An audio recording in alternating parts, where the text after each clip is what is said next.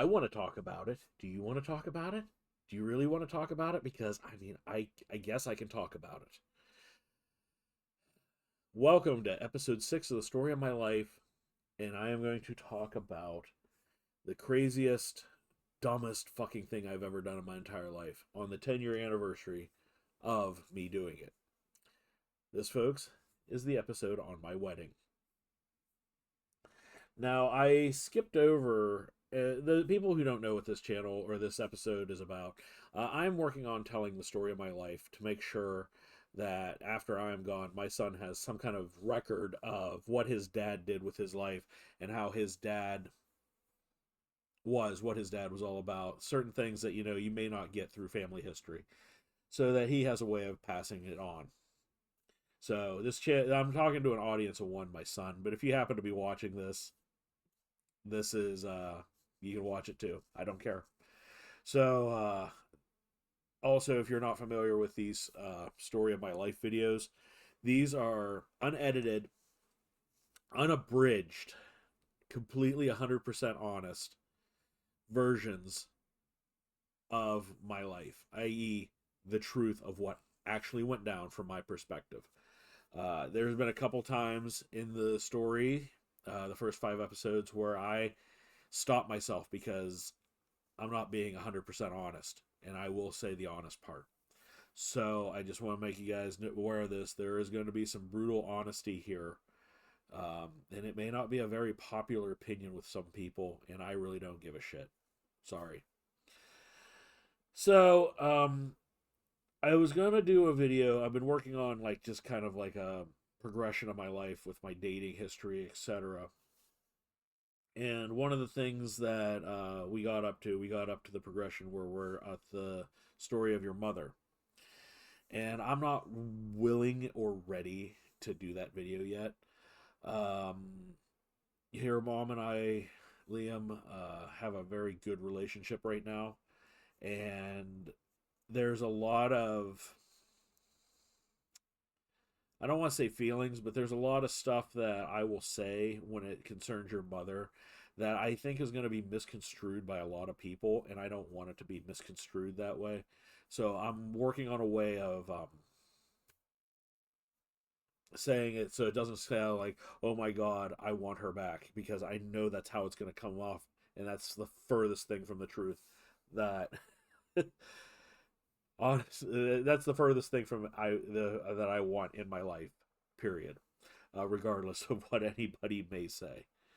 So, and I will explain that when I do the story of your mother. But we're going to talk about the story of my wife, and this is tied directly to your mother. So there was a day, and it was June of 2015.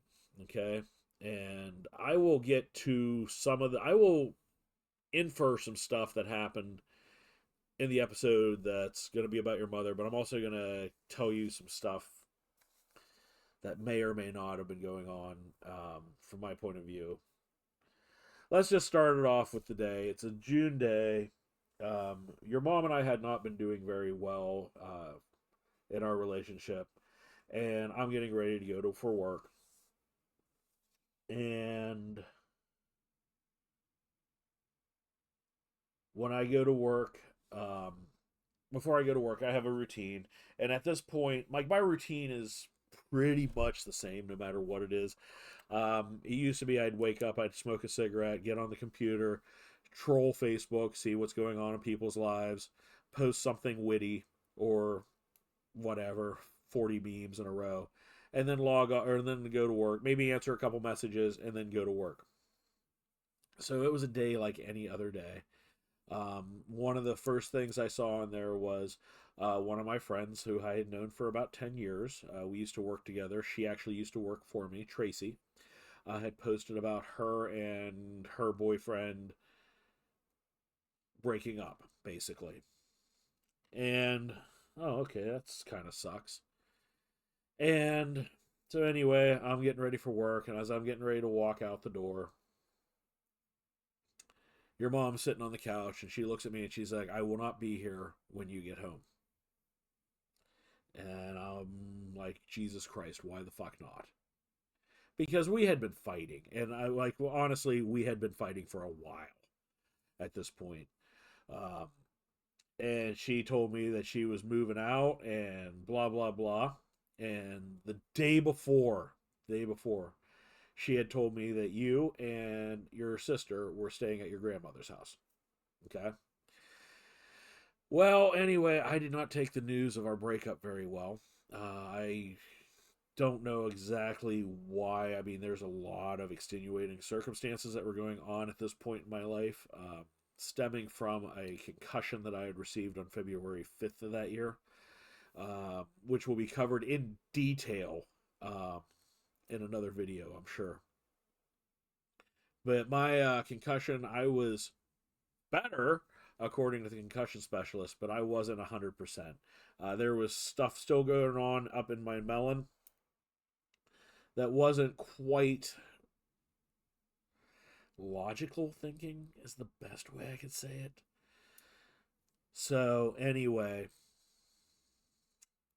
got into a huge fight. Me and her got into this huge fucking fight. She was going to move out that day, blah, blah, blah, blah, blah. I went to work. When I got to work, I had a complete freaking breakdown. I was crying. I couldn't be there at work.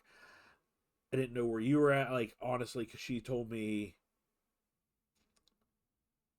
like, I just needed something stable in my life. So I couldn't be at work. So I went home, and when I got home, she was already had people there moving shit out of the house. And I'm like, just get me Liam, and I'll leave, and I'll go down to my parents or whatever while you do this. And she's like, no, I'm not going to give you your kid you until you were out of the house because I don't trust you and blah blah blah. Like, all right, whatever, fuck it.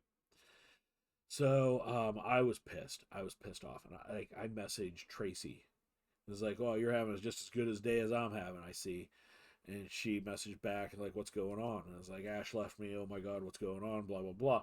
And while I'm doing this, I'm multitasking. I'm researching lawyers on um, the computer, like trying to find a lawyer. So I call um, Neil Rothschild, and he tells me basically there's nothing I can do at this point. Don't do anything that's going to get myself arrested. Calm down. We'll have a meeting on Monday. Okay. So, anyhow, long story short, bad breakup. I'm a fucking mess. Like, I am such a hot mess after this breakup. Your grandfather actually comes to spend the night at my house because my people didn't think I was exactly safe to be around or be by myself at that point. Um, you eventually she let me have you for a few hours at night. You were two, and you don't really remember any of the shit that was going on. But me and her had talked about doing 50-50 custody and, you know, blah, blah, blah. Like, the big thing is, I was in financial debt at this point in my life. Like, it wasn't bad yet, but it was at the precipice that um, the next 7 years were going to be a pain in the ass to dig myself out of it anyway, without the extra shit that was going on anyway. And I really could not afford child support at this point. I'm not even kidding. I was barely hanging on to the house at this point. Shocker, a lot of people don't know that, but I was in debt. I was very close to losing everything when your mom left. And honestly, truthfully, it's probably the reason I still have my house is because your mother left me. I was supporting all of us, you, your mom, me, Anna, and I was drowning. One income, four people. We were drowning, and and both your mom and I smoked. So there's $30 a day going right down, or $25 a day going right out the window at that point in time, before we even started doing anything because we were both smoking 2 packs a day. So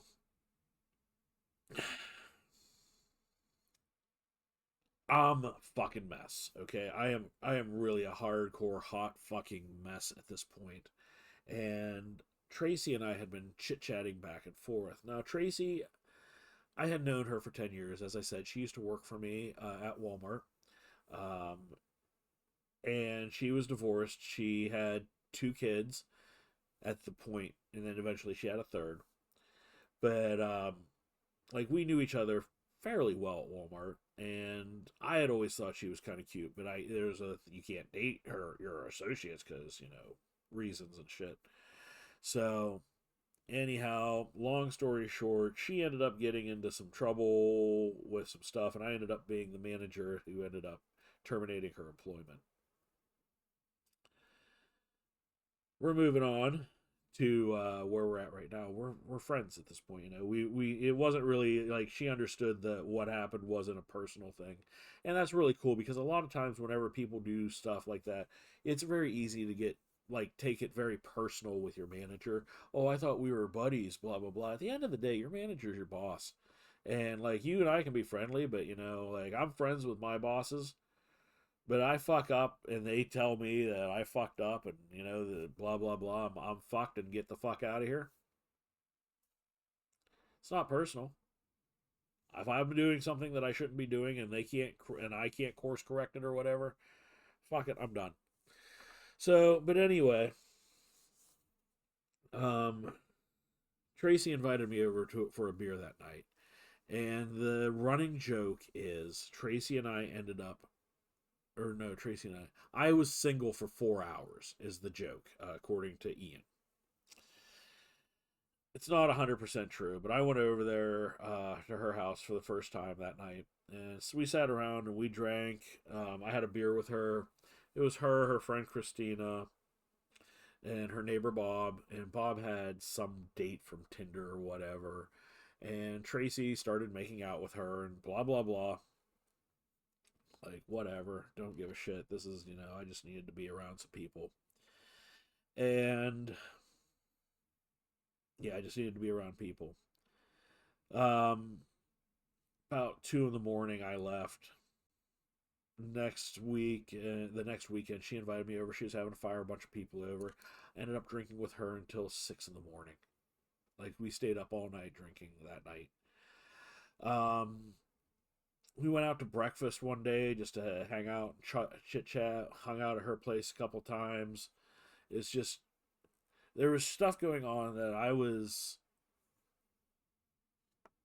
moving towards a relationship with Tracy before I really realized I was moving towards a relationship with Tracy. I was just happy to hang out with her. I'm not gonna lie. It was some stability, even though she was kind of a raging alcoholic. It was some stability in my life that I had a friend that I could hang out with, and it wasn't you know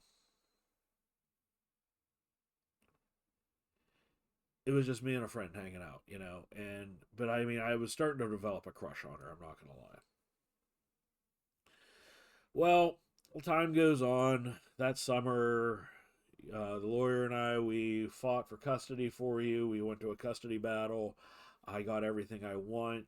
That's going to be covered later, the custody fight for you, um, because it's not one of the proudest moments of my life. I felt very bad about how it went down, even though I won, which is weird. It's very weird that I feel bad that I won, but it was a pretty brutal thing that your mom went through that day. And because I was in a bad spot mentally, um, I felt bad. I did. Your mom at this point in your time, in our lives, I wouldn't have pissed on your mom if she was on fire. Like I was so angry with her about the hurt she had caused me and everything that had gone on. I was so mad. But even as mad as I was at her, what happened in that custody hearing, it was rough. It was rough to watch. I did feel bad, and but the very first person I texted afterwards was I let Tracy know that I got everything I wanted, and blah blah blah. And we continued to hang out, and then there was some other stuff that was going on with me at this point too, due to the breakup with your mom and me. I started to go through therapy. Um, it started to become pretty apparent that I was going through these breakup cycles, and may not have been as innocent as I had thought I was through these breakup cycles. So I actually decided I was going to start going to therapy. And I did. And I went to therapy for about a year and a half, discussing all kinds of crazy bullshit that was going on in my life. And Tracy and I were, just hanging out, and it was cool and everything. And then I met a girl at work, and I was like, she's kind of cute. I want to ask her out. So I did. She said yes. And me and her started texting, and it got to the point where Ian's like, you can't keep doing this, like where you're running around with Tracy all the time and then go start dating this girl. And I was like, we hadn't actually gone on a date yet, but we were working on it, blah, blah, blah.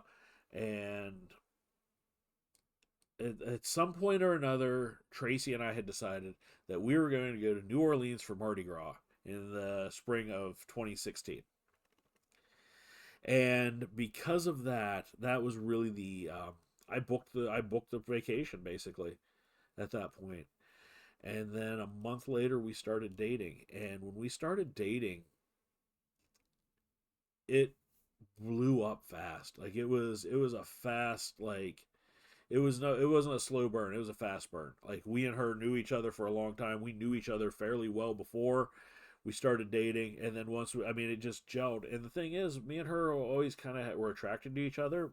Just me and her had never been single at the same time until this point in life. So it just seemed to be the perfect. And we kept going and going and going. It was basically relationship chicken, for lack of better words.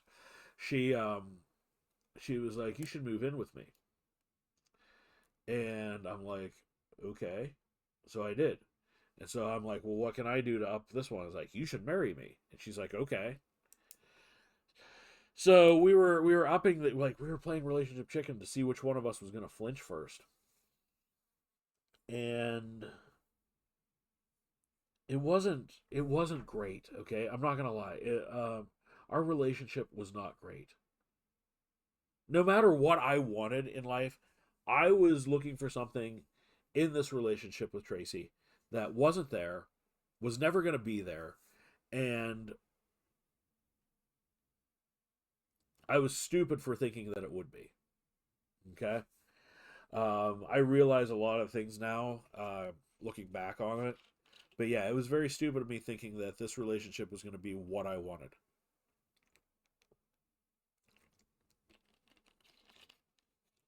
Because you will find that relationships are very difficult when you add an excess of drugs and alcohol into it, especially alcohol.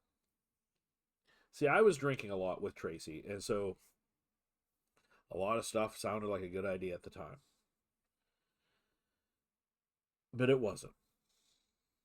But we got engaged, and we got our wedding, or we got our engagement photos, and me and her were working on a budget because we had decided that we weren't going to wait to get married. We were just going to get, and all of a sudden, our vacation to Mardi Gras is now our honeymoon.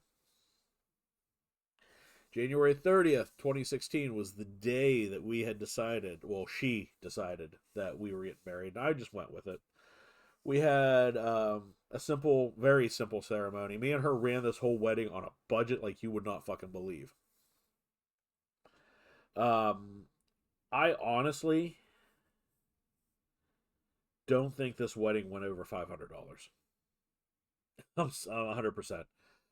One of my friends, her husband was a Dudist priest who was a who was ordained as a pastor of the Church of the Latter Day Dude, based on the Big Lebowski. He performed the ceremony for $50. Tracy got the wedding cake at cost from a friend who owed her money, or owed her a favor or something. Got her hair done for free because someone owed her a favor. Had a wedding dress. Like, we went cheap with the thing. We got married at the Knights of Columbus in Franklin. Like, the whole thing was shoestring, budgeted out. I don't think it cost us over $500. The wedding itself, um, I was nervous. I'm not gonna lie. It was one of the most important days of my life. As much as I joke about my marriage and everything, it it was. I truly did love her at that point, and but yeah, we went down to New Orleans and we had a blast in New Orleans. And New Orleans is going to be its own video in and of itself for our honeymoon. Denver won the Super Bowl while we were down there. It was fantastic. Um, just a lot of good memories there. Okay, we get back from New Orleans. We get all our kids together under the house. First time since we're all married. Her three kids, my one. And I think it's important to say that one of the biggest problems in our relationship was her youngest dad somehow felt that him and Tracy were still together. So much so that, he would barge into the house at whatever. You know, blah blah blah. He was just he was an asshole. He was very controlling. He made her feel like shit a lot of times. Um, he got pissed off that we got married. Uh, there was a lot of problems with him. But whenever I moved in, I had a backup plan, and my backup plan was my sister needed a place to live, so I rented her my house, and I thank God that I did. As I said, I was in financial troubles at this point, so having the house kind of taken care of, I was still my sister was covering the mortgage or covering the rent and everything.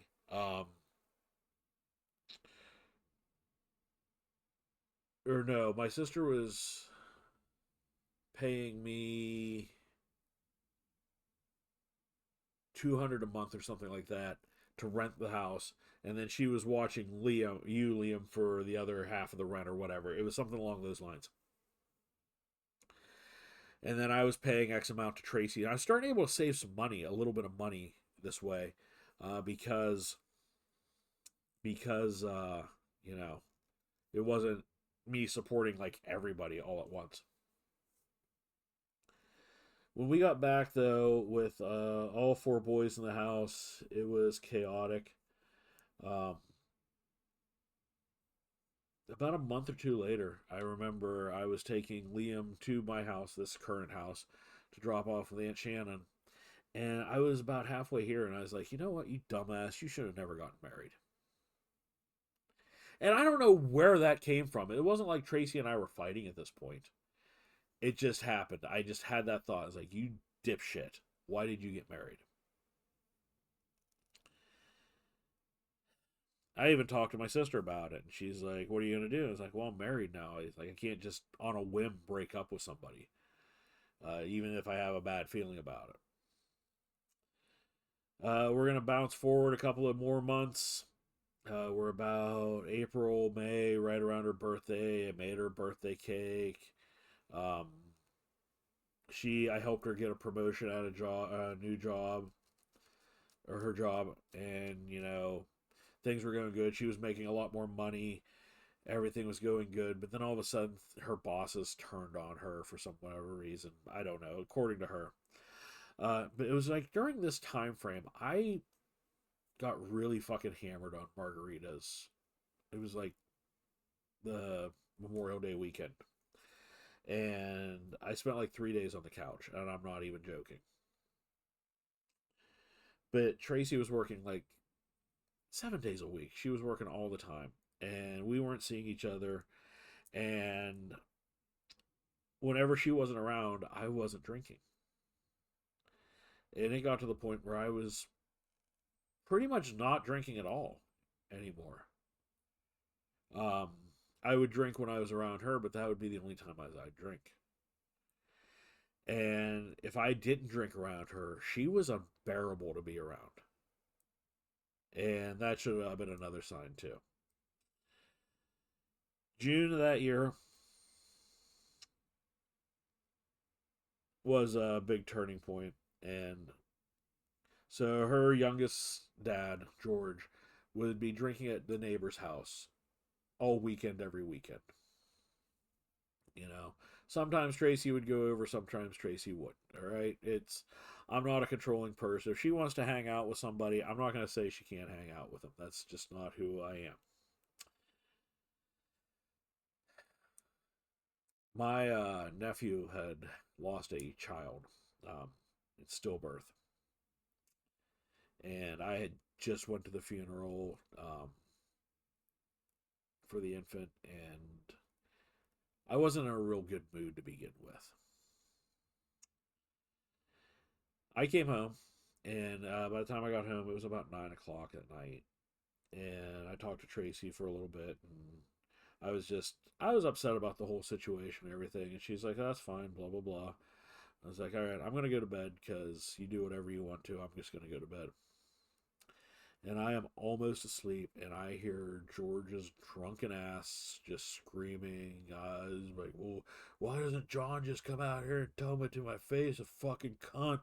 And goes off and on and on and on and on. I'm like, "All right, dipshit, it's go time. You want to do this? We're doing this." I'm up.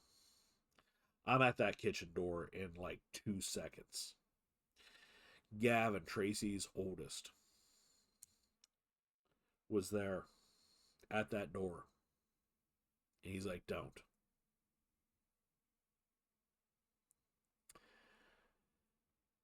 He's like, "Don't do it. It's not worth it."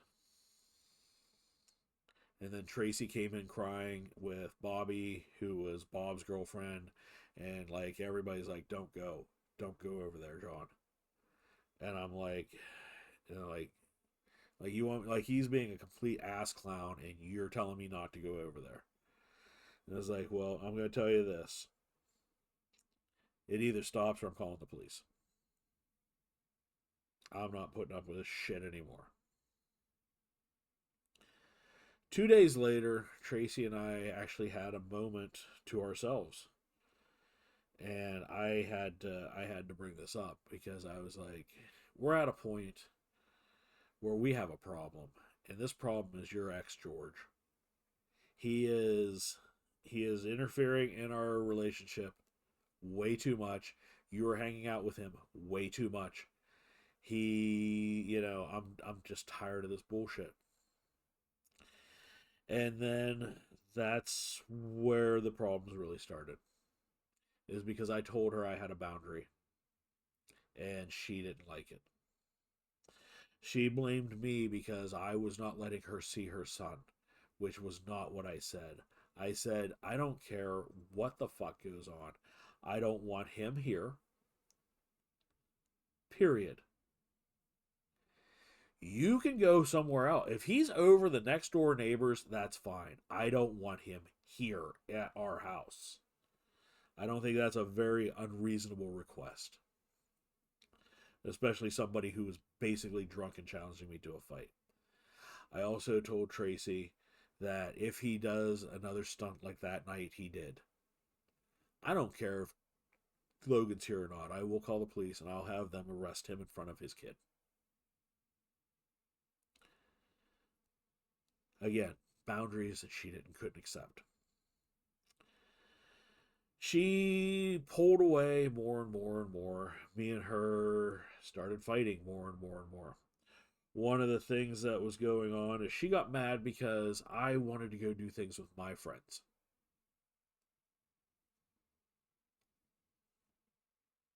And this happened before I mentioned her going and hanging out with George.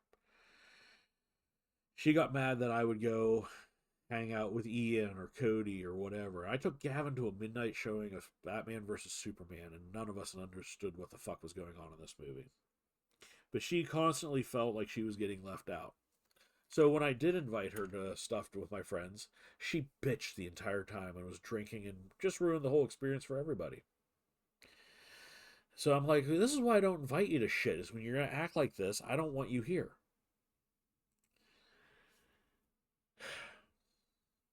She got fired from her job. Gavin's dad ended up killing somebody in a DUI. And then the next thing you know, she's like, we need to re-talk about our financial situation. And I'm like, why? And she's like, well, I'm not making any money right now. And I'm like, you got 27 weeks of unemployment plus you can renew that. I don't understand what you mean you're not making any money. She wanted us to have a joint bank account, is basically from what I understood. And I wasn't about to do that. Um, there is, I don't know what kind of sex you all have had that makes you say, I want to put all our money together, but I ain't fucking had it yet. And I certainly didn't have it with her. So I'm putting up my boundaries while she's trying to invade my boundaries. And eventually it gets to the point, and I know we're failing. I know we're dying as a couple, rapidly dying as a couple. And she wants me to go camping with her. And I'm not going to lie, I fucking hate camping. I have never liked camping. I was forthright with those whenever we first started dating. I fucking hate camping. I went down to the camp with her. I hung out with her at camp for a little while, a couple of hours one day, and I was off, which I could have been doing shit that I wanted to do, but no, I come down to hang out at camp with my wife, okay, which again should have been a sign I should have wanted to fucking do that, but no, that was a fucking chore to me. Like being around her was a fucking chore, but I still loved her. I don't make the rules on this one. It doesn't make any sense, but that's the way it is. About 2 weeks later, we had the talk, and she's all distant and stuff. And we're out front of the house smoking a cigarette, and I'm like, "What's the matter?" And she's like, "I want a divorce." And we move too fast, and you're putting too many rules on me, and blah blah blah blah this, blah blah blah blah that. And I was like, "Thank fucking God!" Like I'm out, but not really. Like at this point in time, looking back, thank God I got out when I did. Um, at the time, I was fucking devastated. See, I look back at my relationship with her. We filed for divorce shortly after that. We got into a couple of fights here and there, and then next thing I know, I have my divorce decree, and our marriage was over. And I know I glanced over that, but that was pretty much the end of it. Once I moved out, um, we had almost zero contact with each other. Once I moved out, and once I texted her that I filed for divorce and I wanted her to sign the papers. She signed the papers. It was over and done with. My dad helped me with that. He basically paid for the divorce. His thought process was we better get you guys divorced before you win the lottery, and she's entitled to half of it. So my parents didn't really like her. My friends fucking hated her. I didn't even honestly like her, but I was a fucking wreck after our divorce. Um, for a long time, I was just like, and the thing is, like, I put the boundaries in place for myself. These were non-negotiables for me, and if you're pushing on my boundaries and vice versa, plus the fact that she was drinking all the time, I look back though about how erratic her behavior was a lot of the time. Like she was very erratic at times. And I look back now and I realize what that was. And that was a failed attempt at getting her to kill me. I was so miserable after the breakup with your mom that I wanted to die. And this was my out, I guess, is what it looks at. Like I'm looking at it 10 years later. That was my out.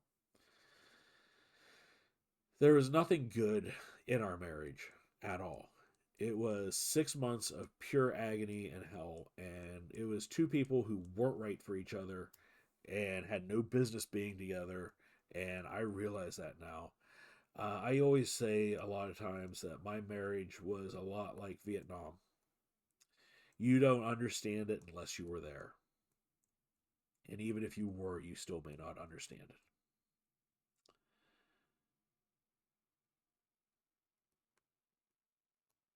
There's She had violent tendencies. She would, when she was drinking especially, she would bite, scratch, claw, punch.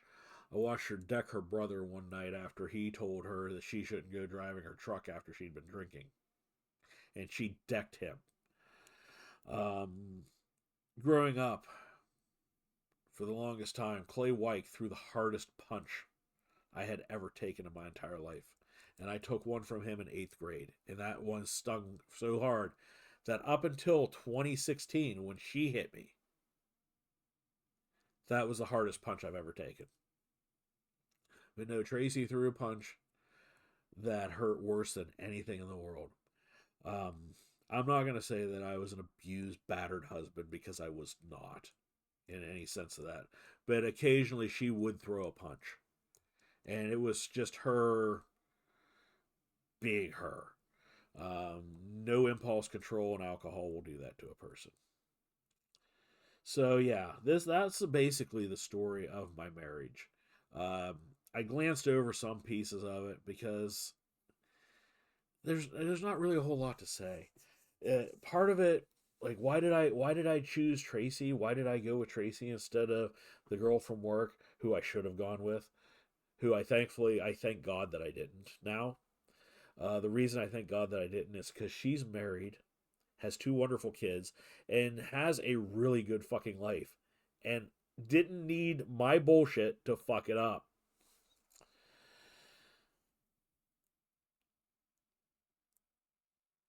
Tracy and Ash did not like each other too.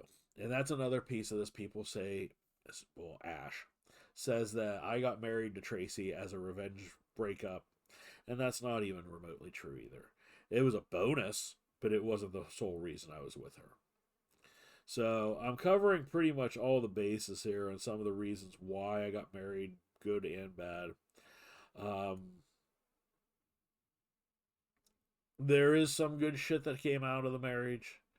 One of the best things that came out of the marriage is I started going back to church. Now, I know I'm not the most religious person in the world by any stretch of the imagination, but I hit rock bottom during my divorce. I have never been at a lower point in my life, and I had some shit go down. That's the best way to describe it. Um, my parents suggested I talk to Reverend Haley, and I refused. I was like, God's not welcome in my life. I want nothing to do with him. He fucked my life up. This is going on because God allowed it, and I was angry, super fucking angry. And one of my friends, he's like, just get on a goddamn dating site and go get laid. So I did. I got on a dating site, and this first woman I start talking to, she's going on and on and on and on about how much she loves Jesus and God. And I'm like, fucking no. And then again, another one. And I'm like, God, stop it. Like, fucking stop. And then the third one. And the third one, who I will go into a real long fucking video about. The third one, also very religious. And, it's like whenever I start to see a pattern, I start to see, like, okay, maybe I'll start paying attention to this shit. So I talked to her and I was like, so why? I don't understand. Like, I'm not super religious right now. I'm a Christian, for lack of better term. I am a terrible Christian. Even to this day, I'm a terrible Christian. But like, why are you have faith in God? And she's talking about how during her divorce, she was at rock bottom and she went and talked to a pastor and she wasn't 100% sure about him, but that Sunday she ended up in church after she talked to him. You know what? I'm going to give this a shot. And because everything else isn't fucking working. My way is not working at all. So let's find a way that will work. So I go and I finally agree to meet with Reverend Haley. and we talk. And we talk about why I hate organized religion. And we talk about Martin Sheen and Steve, or not Martin Sheen, Steve Martin and Martin Short. Yeah, Martin Short, who are like two of the funniest comedians ever. I love Steve Martin. Um, we talked about Three Amigos, which is one of their movies. We talked about um, Monty Python and the Holy Grail. We talked about a lot of things, and sure enough, that Sunday I ended up in church. So I'm not gonna lie. 10 years later, I look back at my marriage for what it was. It was a blip in the plan that put me on the path I needed to go on. Do I hate my ex-wife? I don't hate her. I feel sorry for her. There's a lot of stuff that goes on with people with addiction and so forth. Uh, and I do. I feel sorry for her. I hope honestly she's able to kick or was able to kick the alcoholism. But you know what? It's not my job to save her. Um, I don't hold any resentment towards her. I don't particularly, but that's not an invite to say, hey, I want to hang out again either. I don't want anything to do with her, but I don't hate her. I just don't even care about her. Pretty much since the divorce, I saw her once like 3 years ago in passing. Like like that looks like somebody I should know. Oh God, like that kind of reaction. After that, I haven't seen her or heard her or anything from her in, I want to say, probably 5 or 6 years now, which is kind of nice. But yeah, that's the story of my marriage, and we're gonna go from there to the next video whenever I do the next video. But here we are, 10 years, 10-year anniversary of my wedding, the dumbest, craziest, fucking reckless thing I've ever done, and the 9-year anniversary of my divorce. So, yeah. Thanks for watching. Appreciate it.